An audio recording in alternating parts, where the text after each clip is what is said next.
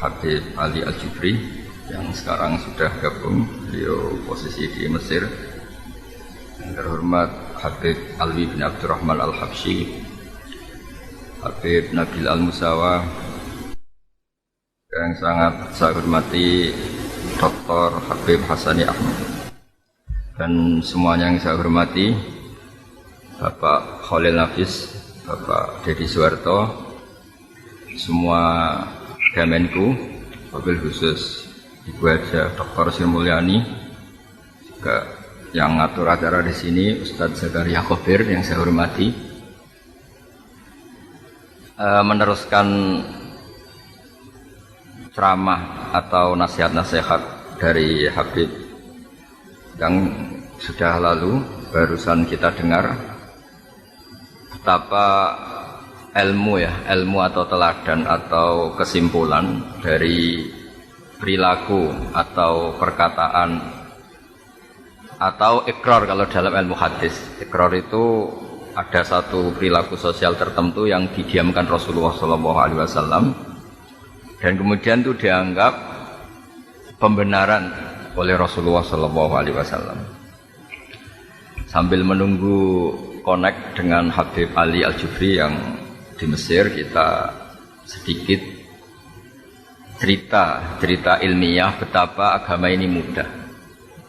Kita mulai kecil ngaji sampai sekarang, dan semua ulama mendefinisikan apa yang dikatakan haram. Haram itu sesuatu atau perilaku yang kalau kita meninggalkan dapat pahala. Jadi melakukan sesuatu itu kan butuh kekuatan, butuh finansial, kadang butuh ikhtiar. Jadi kalau kita misalnya maksiat, kadang harus bayar, harus datang ke tempat maksiat itu, juga harus mengeluarkan uang. Itu repot sekali. Sementara untuk taat hanya untuk meninggalkan itu semua. Dan Allah menyediakan hal-hal yang mudah keseharian yang menjadikan kita mudah meninggalkan maksiat. Kita bisa asik dengan anak, dengan istri, dengan teman-teman guyon, teman-teman bercengkrama. Itu semua adalah kebaikan karena di saat itu ketika itu semua kita lakukan, artinya saat itu ketika kita meninggalkan maksiat, meninggalkan kedurhakaan kepada Allah Subhanahu wa taala. Jadi dalam Islam itu mudah sekali. Jadi kalau orang habis Isya tidur sampai subuh, itu statusnya dua. Satu, orang itu tidak tahajud, tidak istighfar. Dan alhamdulillah tahajud dan istighfar di Islam disebut sunat. Tidak juga nggak apa-apa. Tapi yang jelas ketika kita tidur Isya sampai subuh, status permanen kita adalah meninggalkan dugem, meninggalkan dunia hiburan yang maksiat. Kita tidak jadi penjahat, tidak sebagai pencuri, tidak sebagai pezina.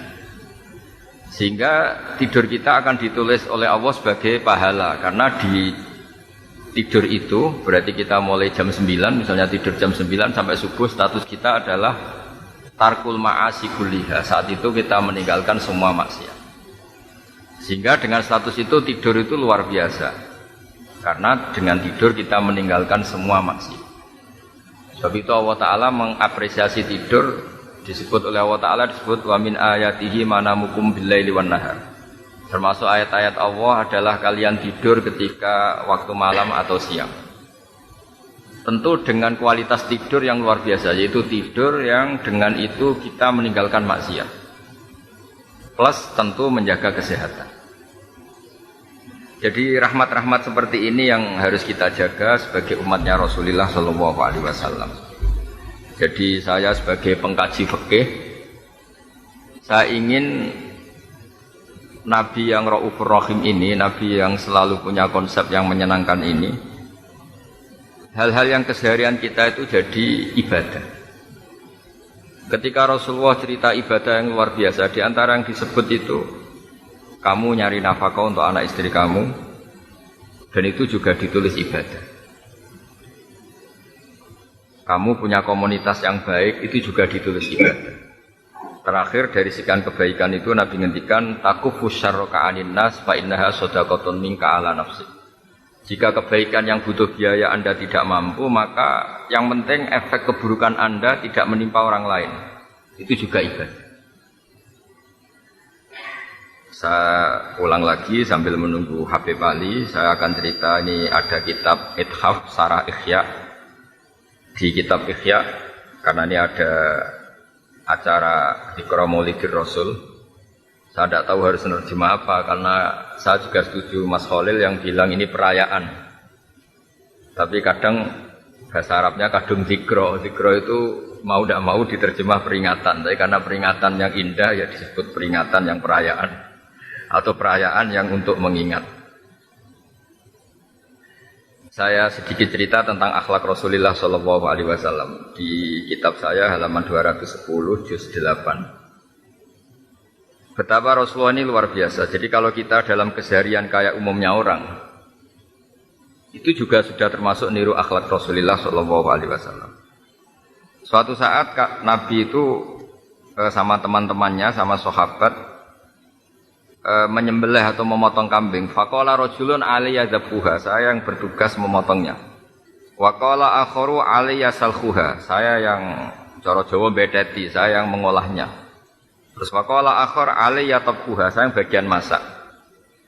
Faqala Rasulullah sallallahu alaihi wasallam alayya jam'ul hatab, saya yang bagian mengumpulkan kayu bakar. Faqalu ya Rasulullah nakfikal amal, engkau tidak usah ikut ya Rasulullah, kita saja yang kerja. Kata Nabi, qad alimtu annakum takfunani walakin akrahu an atamayyaza alaikum. Wa inna Allaha ta'ala yakrahu min abdihi ayyarahu mutamayyizan baina ashabi. Saya tahu kalian itu akan membiarkan saya tidak usah kerja. Tapi Allah itu enggak suka melihat hambanya yang dalam aktivitas sosial itu paling kelihatan spesial, kelihatan berbeda. Yang lainnya kerja, dia ngebos lah dalam bahasa sekarang.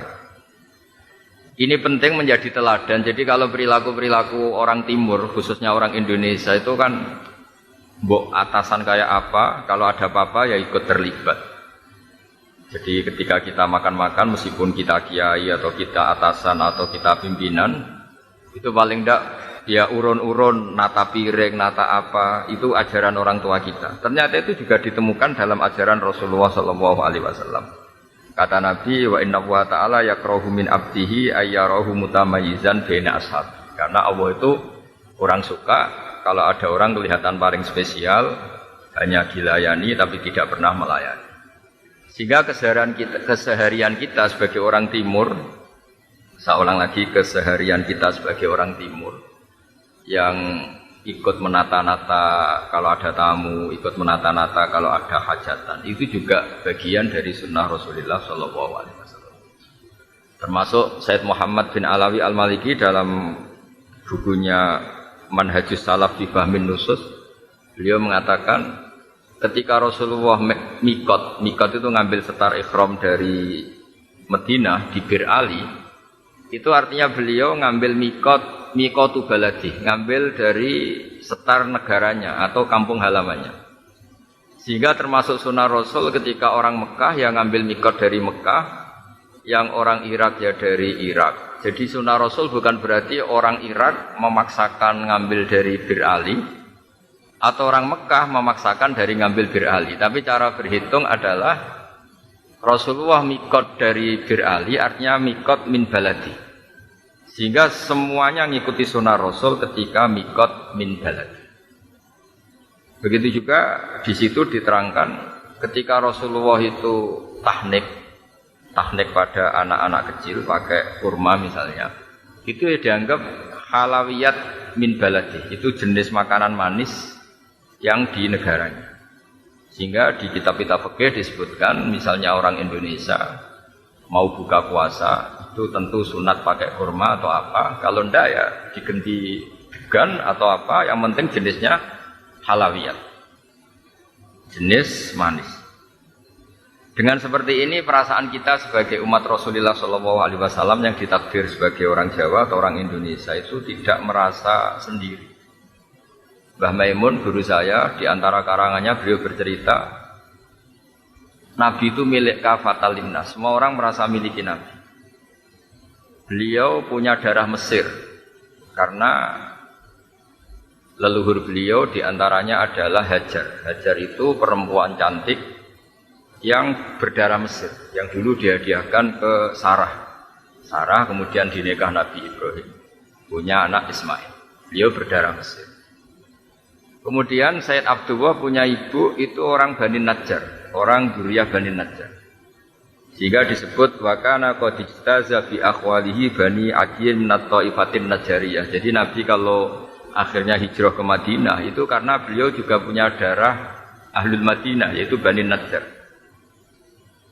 Beliau juga punya darah Yaman karena lewat Ismail menikahi kampung yang berprofesi misalnya pengembala kambing, itu harus ikut bangga.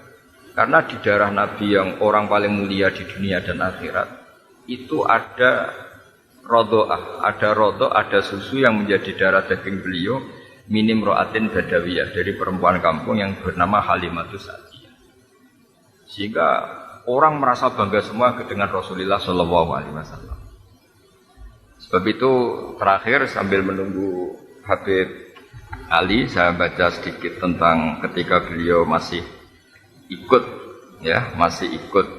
keluarga Halimatus Sa'diyah.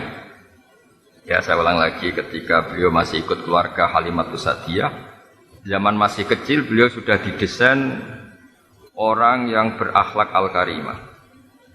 Jadi ngendikane banyak ulama, ketika Anda bercerita Nabi itu Ra'il Ghanam, itu harus kamu katakan sebagai sifatu madkhin. Saya baca dalam kitab Madarijus Su'ud, syarah dari Al-Barjanji, ini min mahasini akhlaqi Rasulullah sallallahu alaihi wasallam. Wa kana sallallahu alaihi wasallam yakhruju ma'al himanil hayyi fa idza ra'ahum yal'abun tanaha anhum. Terus ketika beliau main-main wa qala laha ya ummah ma balu ikhwati lam arahum fil hayyi naharon.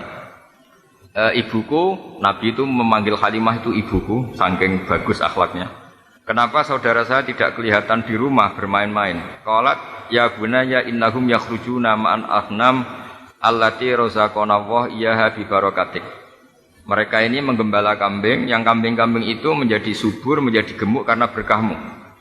Fa idza ja'alailu raja'u biha ilaina. Terus faqala sallallahu alaihi wasallam ma ansaftu baini wa baina ikhwati. Aq'udu ana bil hayyi atabarradu wa aqulu wa astazillu bidzilli wa ashrabul albana wal ma'uzilal wa ikhwati yalhaquhum harrul hawajir. Jadi Nabi ikut menggembala kambing itu bukan karena Nabi sebagai penggembala, itu bukan, saking baiknya akhlaknya. Ini ndak fair ibuku, saudara-saudaraku kena panas terik matahari karena menggembala kambing, kemudian saya asik di rumah, tidak panas-panasan, saya asik bisa minum, asik bisa menikmati susu dari kambing itu, sementara saya tidak ikut menggembala. Walhasil akhirnya Nabi berpamitan ikut menggembala. Jadi kayak apa akhlaknya Nabi, luar biasa. Gembala kambing ini juga bagian dari akhlak beliau, karena ikut nikmati susunya kok tidak ikut menggembala. Jadi ini luar biasa akhlak Rasulullah SAW. Akhirnya beliau pamit untuk ikut menggembala. Faqalat ya bunayya innama af'alu dzalika khaufan 'alaika minal a'da wa akhsha 'alaika min salikit thariq ayyaru jamalaka wa anwaraka fala yasbiruna anka. Meskipun demikian, Anda jangan ikut menggembala karena saya takut nanti Anda diculik. Ini juga pelajaran betapa baiknya Halimatus Sa'diyah. Jadi beliau mencintai Rasulullah seperti mencintai anaknya sendiri. Dan barokahnya takut diculik ini kemudian Nabi itu diawasi oleh Halimah. Dan delalah ketika diawasi itu banyak ahli tarikh, beliau dioperasi lah kalau bahasa sekarang oleh malaikat yang mengisi hikmah di dada Nabi, sehingga ketika beliau mengalami itu disaksikan sebagian oleh saudara-saudaranya, sebagian oleh Halimatus Sa'diyah. Mulailah cerita kenabian Syakku Sodri Syarif sallallahu alaihi wasallam. Para pemirsa, karena ini Habib Ali sudah gabung, kita semua akan istifadah dengan beliau. Jadi saya harapkan semua ilmu tadi dari Habib Ali, dari semuanya, dari Mas Khalil, kemudian nanti dari Habib Nabil, semoga semuanya berkah. Tapi saya berharap Seperti yang dikatakan Habib Alwi tadi, kita maulid tidak sekedar baca sholawat, tapi ada 1-2 syukur-syukur banyak akhlak Rasulullah SAW yang kita tiru. Termasuk wa ahsin man asa ilaika, sil man qata'aka wa ahsin man asa ilaika. Semoga bermanfaat. Assalamualaikum warahmatullahi wabarakatuh.